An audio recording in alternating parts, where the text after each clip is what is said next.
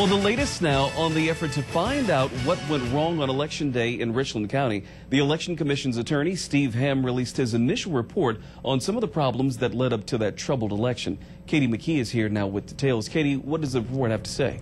Since Election Day in Richland County, officials have been investigating the issues that took place on November 6th that left voters waiting in long lines for hours and members of the commission counting votes for weeks. Today, the attorney hired by the Board of Elections and Voter Registration presented his preliminary report about what went wrong. Richland County Council members ingesting a lot of information Thursday from a report by County Election Commission attorney Steve Hamm. Hamm pointing out several problems as to what happened November 6th, including not enough voting machines or communication. These good people should have asked, all right, director, we got an election coming up. How many machines are you using and how did you determine that number? 864 machines should have been available Election Day, but Hamm says as early as July, plans were floating around indicating only about 600 machines were going to be at precincts.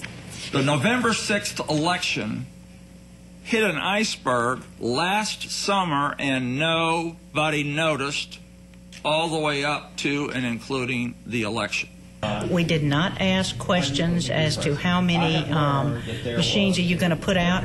Quite frankly, it would have never occurred to me because it is elementary that you put out one machine per 250 voters. While election officials admit fault over not having enough machines at the polls, there were plenty of problems after Election Day that kept them busy as well. Workers kept finding uncounted votes, taking more than a week to certify the results. Well, just how long does it take to get this stuff straight?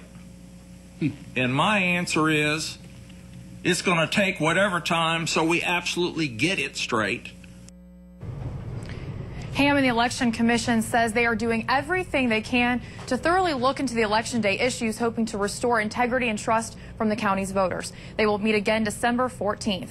Live in the studio, Katie McKee, Watch Fox News. Thank you, Katie. And the Richland County delegation also met this morning to discuss problems facing the voting commission. However, with Steve Hamm's report coming out this evening, members decided to wait until they were able to look at that information before moving forward with any discussion on the voting commission.